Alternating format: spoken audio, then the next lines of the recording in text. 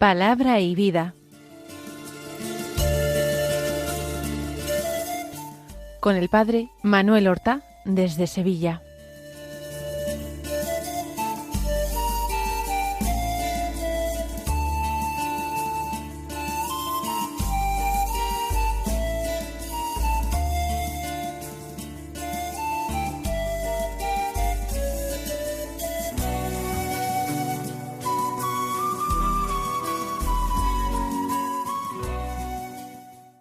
En el nombre del Padre, y del Hijo, y del Espíritu Santo.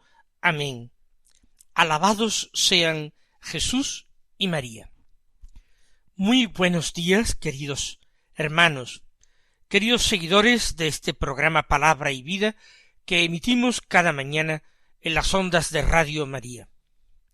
Bienvenidos a esta nueva emisión, que realizamos el martes de la tercera semana de Pascua, un martes que es 16 de abril.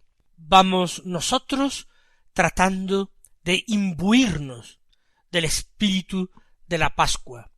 Tratamos de ir viviendo como Cristo un paso, el paso del hombre viejo al hombre nuevo, al hombre resucitado, al hombre que ha nacido del agua y del espíritu, al hombre que ha triunfado con Cristo del poder del pecado y de la muerte.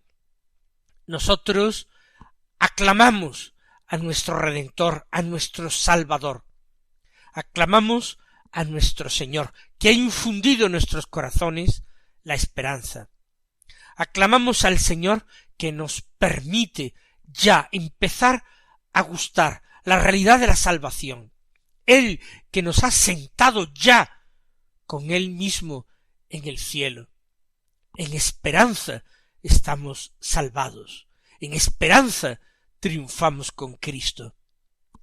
Vamos a continuar pidiendo gracias, gracias de acción, gracias para poder seguir practicando el Evangelio, viviendo las virtudes.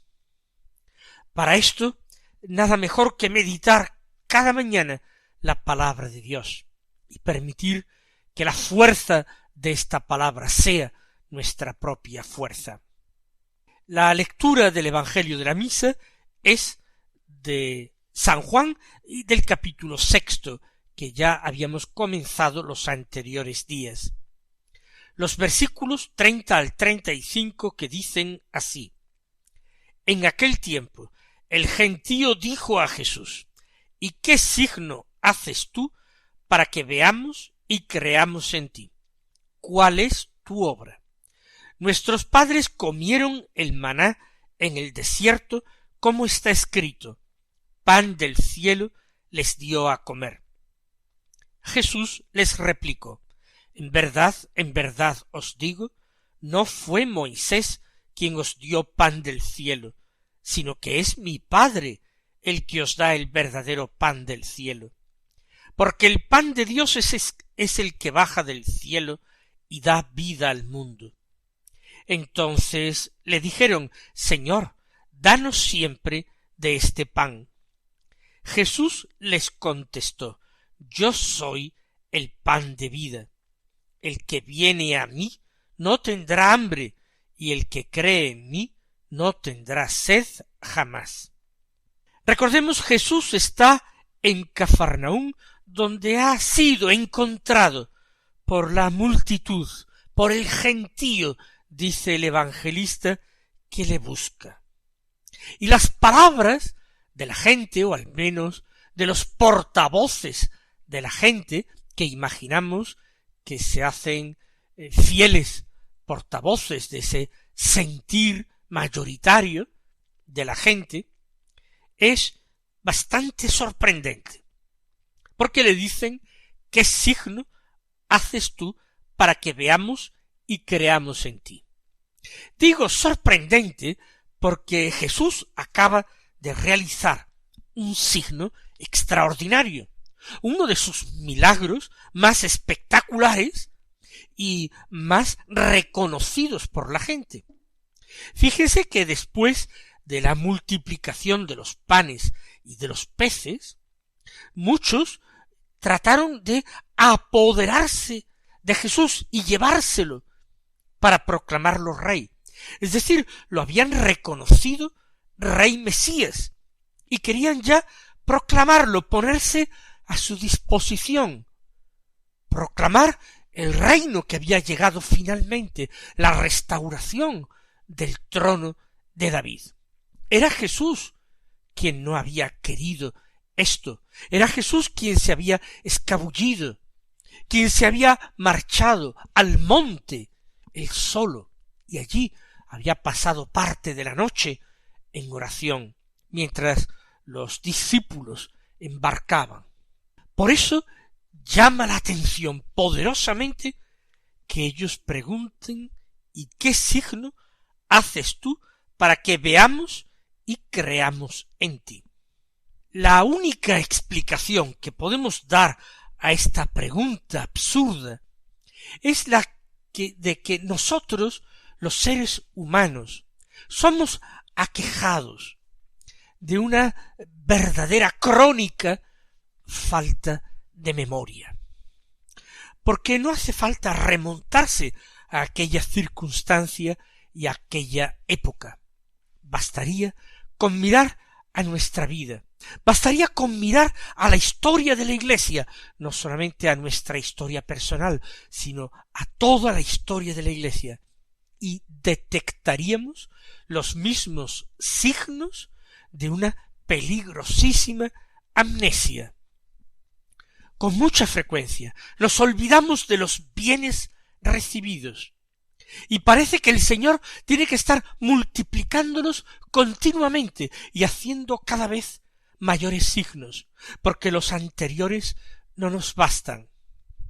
Somos como niños que abren la boca llenos de sorpresa, de admiración y de embeleso ante el truco de un ilusionista, pero una vez terminado ya se han olvidado de él y piden algo nuevo que les sorprenda. Lo antiguo parece que ha perdido todo el brillo, todo el encanto, toda la magia. Así Jesús ha dado de comer a la multitud, pero la gente parece que está olvidando con sorprendente velocidad de qué manera Jesús les ha dado de comer, porque la inmensa mayoría de ellos sabía que no tenían comida allí descampado. Sabían que Jesús y sus discípulos no habían llevado carros tirados por animales de carga y repletos de panes y de peces frescos, recién pescados. Sabían que Jesús no había llevado semejante equipaje, hubiera sido imposible de ocultar.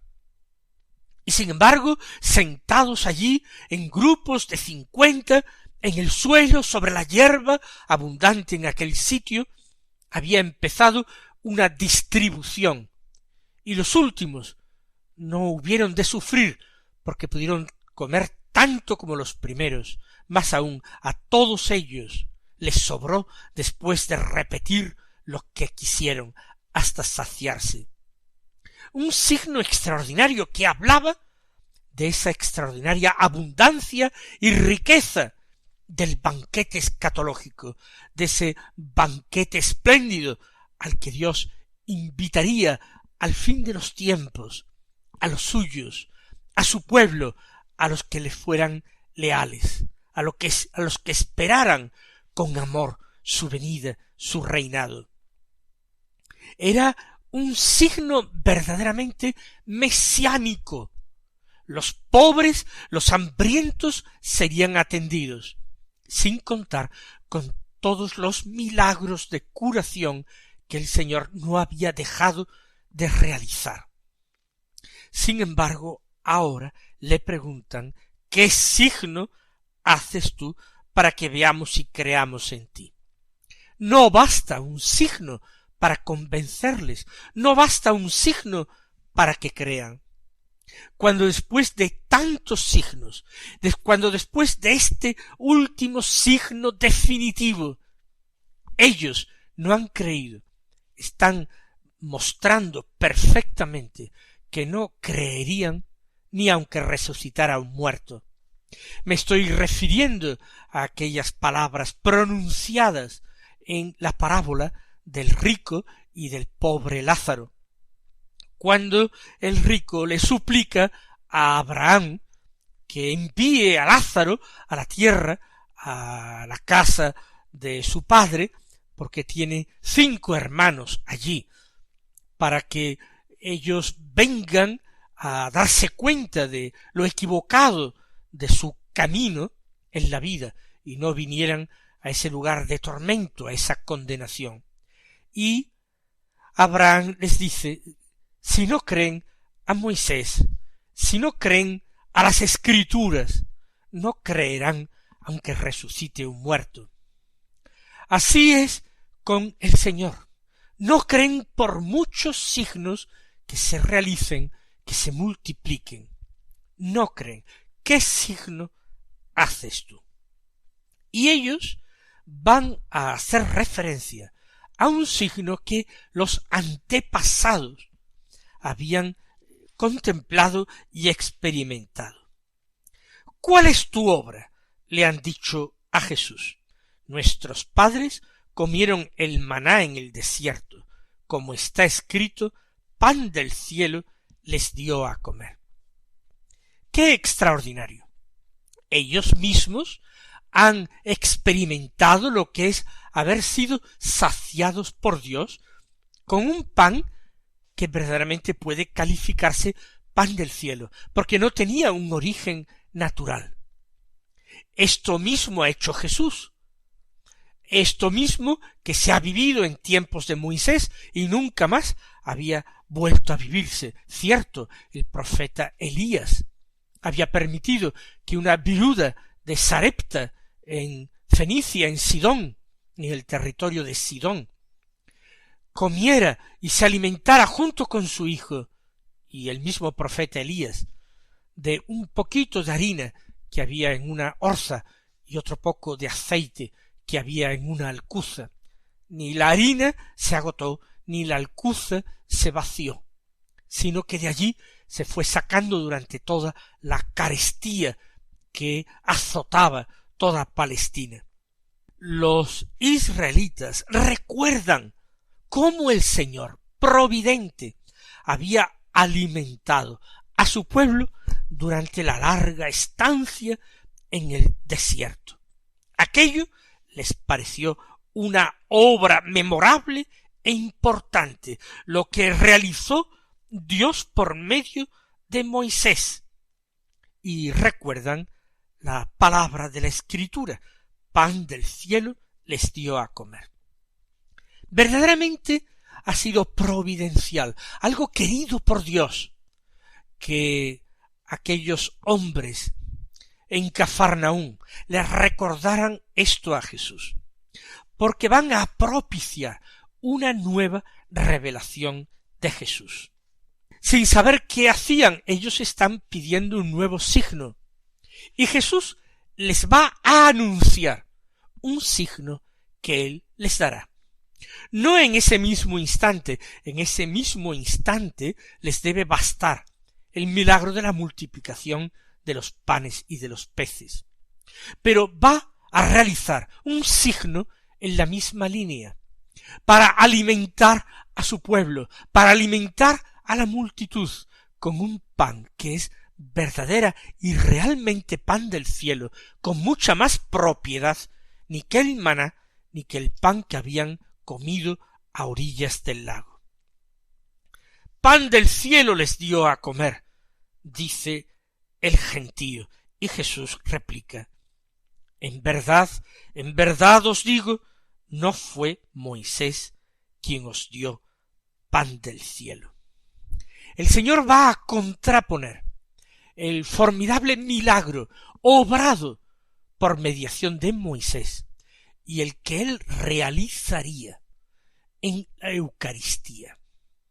Un milagro que sería sólo perceptible para quienes tuvieran fe.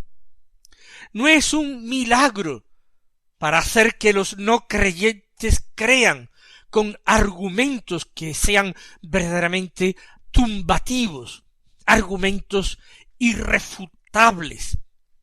Nada hay en este mundo material, aunque sea violando las leyes de la naturaleza y las leyes de la causalidad, nada hay que pueda verdaderamente despertar la fe de un hombre que, por los motivos que sea, no quiere creer.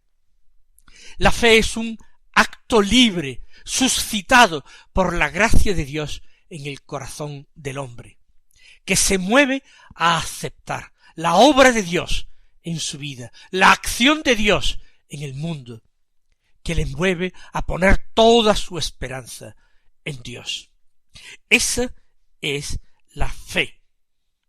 En verdad os digo, dice Jesús, no fue Moisés quien os dio pan del cielo.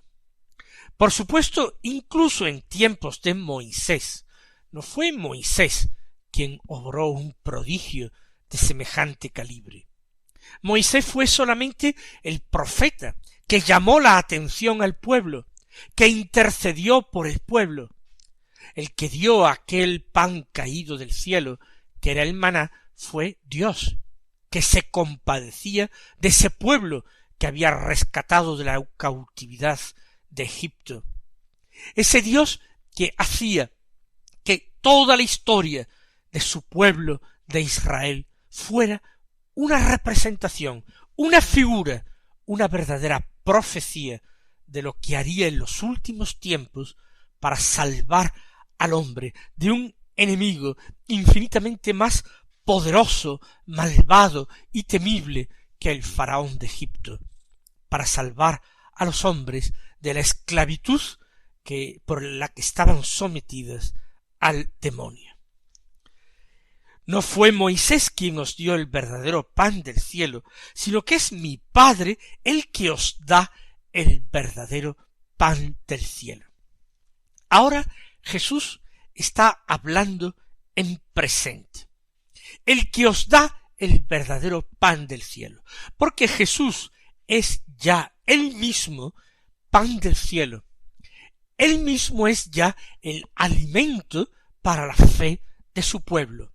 Es mi Padre el que os da el verdadero pan del cielo. Hace falta que estos hombres pasen de esa mentalidad cosística, naturalística, pasen a una visión de fe. Sin ella son incapaces de entender nada, de comprender nada.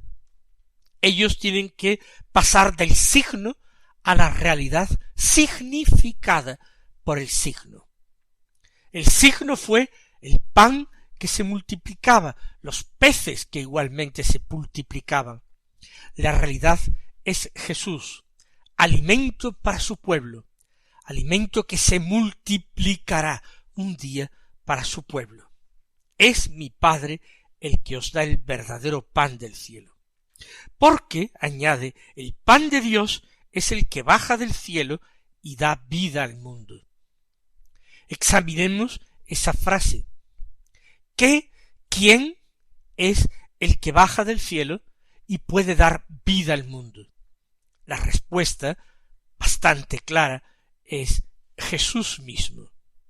Jesús es el que ha bajado del cielo por la encarnación. Es Dios mismo que se ha hecho hombre por amor a los hombres. Él es el que ha bajado del cielo. Y es Él el que da vida al mundo. El Señor lo va a afirmar en el Evangelio de San Juan en distintos momentos. Yo soy el camino, la verdad y la vida, dice Jesús. También Jesús dirá, yo soy el pan de vida. Ya hablando más claramente, un poco más adelante en este discurso de Cafarnaún, discurso que llamamos el discurso del pan de vida o discurso eucarístico en Cafarnaún. Porque el Señor, como vamos a ir viendo poco a poco en la lectura de este capítulo 6 de San Juan, va a ir haciendo comprender a los hombres el misterio que revelaría más tarde el misterio de la Eucaristía. Los apóstoles y discípulos en aquel momento no le comprendieron, como tampoco le comprendió la gente.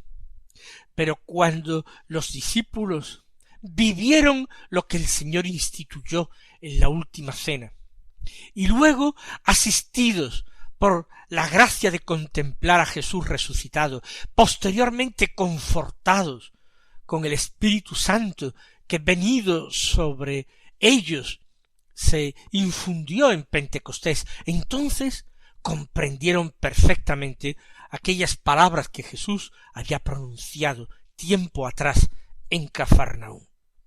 El pan de Dios es el que baja del cielo y da vida al mundo. Es decir, soy yo, podría decir Jesús.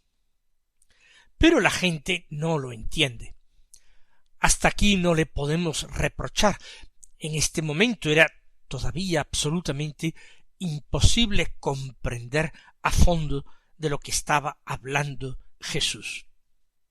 La gente empieza con desconfianza, la gente empieza pidiendo un signo para que veamos y creamos.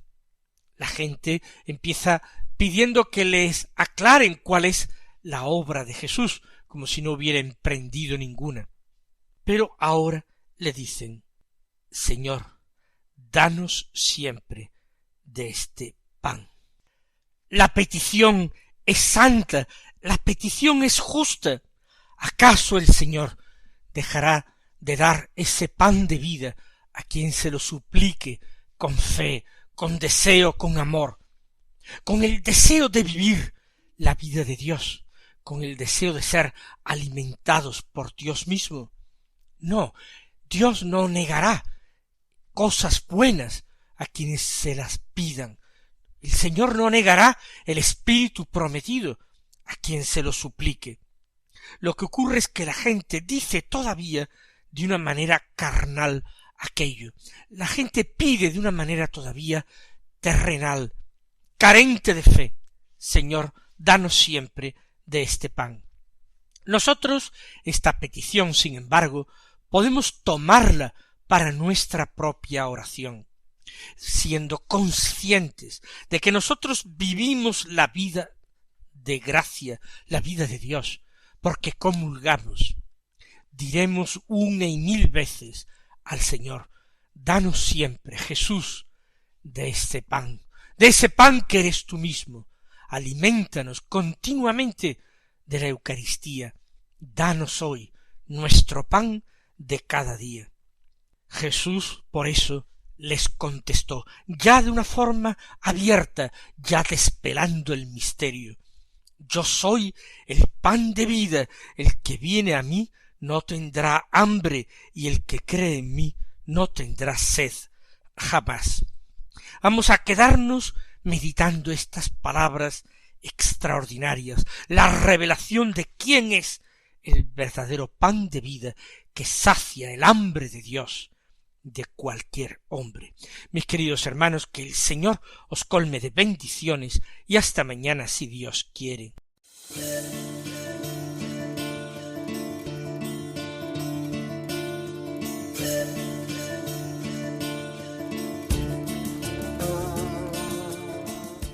Han escuchado en Radio María Palabra y Vida, un programa que dirige el Padre Manuel Horta.